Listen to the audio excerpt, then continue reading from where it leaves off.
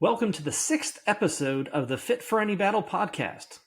Today we're going to start off by talking about the nutrients that our bodies need during chemotherapy.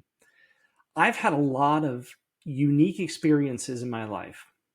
My experience with immunotherapy was that I didn't even feel it. I was cured in 56 calendar days with the pure immunotherapy, which got rid of stage 4 lymphoma. With aggressive prostate cancer, we are using chemotherapy as our main focus point, followed up by radiation. And what I've noticed is that I will feel yucky, and then I will come back to feeling fine within about a week. The second week, which I'm in now, I feel great. The third week, I feel extra strong. So something I'm doing is working. And let me tell you what it is that I'm doing. So first off, I am taking Citracal. A large dose of Citracal is a slow-release 1200. So this is double what you would normally take in a normal bottle. Second is calcium magnesium butyrate. This is the stinkiest stuff on the planet. When you open the bottle, they actually have a note that says, "Sorry for the smell." It doesn't bother me anymore, but I take 2 of these twice a day. That gives me calcium, magnesium, and butyric acid. Next, for recovery, I am using magnesium. I take 2 of these bad boys. This is 120 milligrams each, so about 240 milligrams a day. For the neuropathy that can form in the hands and feet, I take L-glutamine. I take 2, which is twice the normal dosage, and I take that twice a day because it's actually a high L-glutamine that will help with that. For brain health and also muscle health, I am using creatine as well. This is 2.5 grams. I take 2 twice a day, so I'm taking 10 grams of creatine.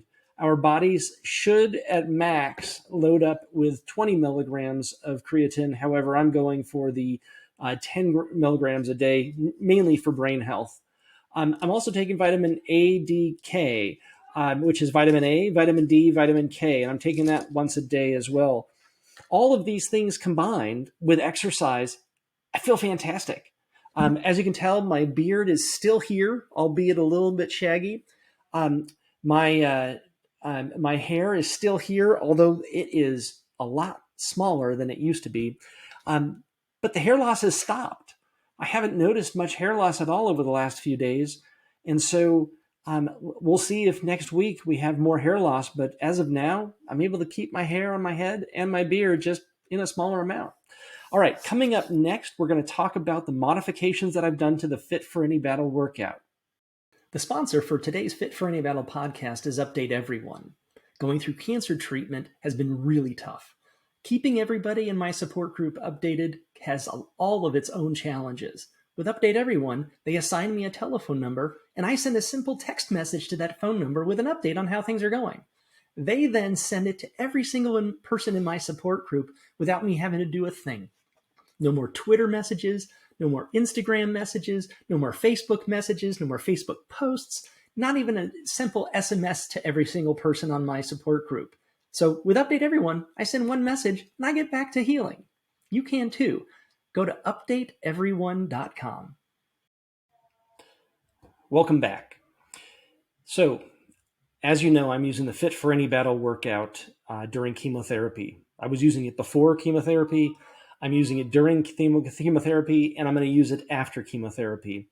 The Fit for Any Battle workout changes our use of the gym. Instead of doing 10 reps per set and banging out reps with using free weights and then doing 3 sets, the change that the Fit for Any Battle workout does is it actually focuses on time.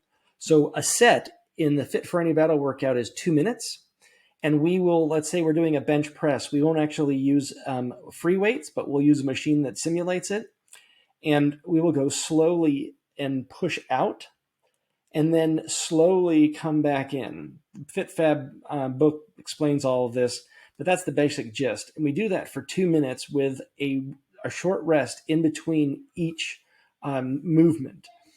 We do that for 3 sets, and we do 4 4 exercises per body part, and we do 1 body part per day, 1 body part per week. So Sundays is my chest day, Mondays is my back day, Tuesdays is my leg day, Wednesdays is normally my arm day. However, I'm now doing a bike ride, and so I'm trying to figure out how to do a workout and bike ride together. It's just a lot. It's just a lot to try to fit into my calendar. The other thing that I did is, as I got to the gym, I started adding 20 minutes on the treadmill. I use 3.4 to 3.5 miles per hour to get my heart rate up, and I'm doing it at about a 5% grade. That seems to be doing really well for 20 minutes. And by the time I'm done, I'm ready to go. I've had a lot of water while I was walking. Beauty is I don't have any incontinence issues, so I can go straight to the workout. And my weights, when I started chemo, I dropped all of them 10%. So I went into the FitFAB app and dropped all across the board 10%. Well, now I'm back to my normal weights, because the first week of chemo, back in the first delivery of chemo, I didn't move the weights, except I kept them at 10% down, and I kept them there for a few weeks. Then, as I noticed my strength was not leaving me, I wasn't feeling nauseous, I wasn't losing weight. Obviously, you can tell I probably put on a couple extra pounds. That's prednisone and everything else coming together with a ferocious appetite. So I'm going to try to switch off of that this week. I'm going to move to a broth for 3 days to try to shrink my stomach and see if I can get this prednisone weight under control. But overall, it's keeping me strong. The workout at the gym is just crushing it for me. It's easy to manage, and I'm now adding additional things. Like today I played basketball.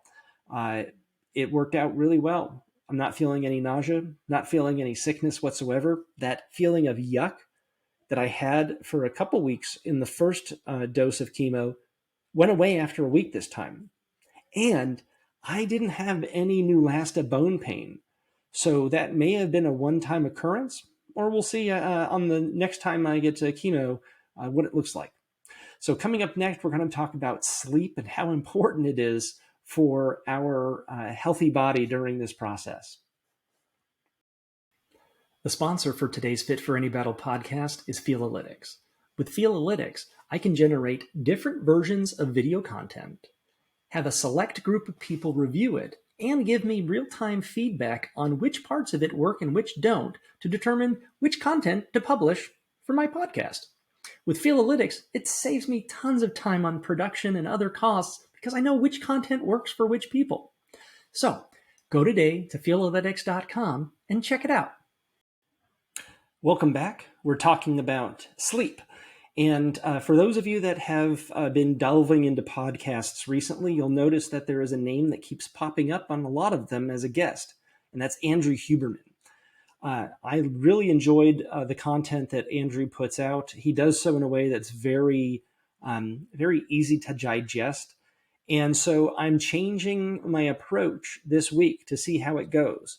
The first thing I'm going to do is we're going to go for a 10-minute walk in the morning to get that initial sun in our eyes and in our bodies to reset the circadian rhythms. Then I'm going to come back and I'm going to do some cold plunges. Each morning I'm going to do cold plunges because if we do them basically as far away from the weightlifting as we can, it will allow our body to do really well. If we work out with weights and we come home and we jump into a cold plunge, there's a lot of things, Andrew can explain them much better than I can, that stop in our body or slow down, that prevent the healing that we need and the benefits that we get from lifting weights. So I'm going to be using cold plunges in the morning. I'm going to use sauna after the workouts. I've already tried that, and it seems to be working out really nicely. It aids in continuing the benefits that I get from being at the gym, continue at home in the sauna because it keeps my heart rate up, keeps me sweating, and extends that workout. All right. Well, we'll catch you next week. Thanks for watching, and I'll see you soon. Thanks for listening to today's Fit for Any Battle podcast. Prostate cancer is no joke, and each week I'm going to be giving you a quick look into the world of how it goes for treatment and recovery. So don't forget to hit that like button and smash that subscribe button to get those weekly updates.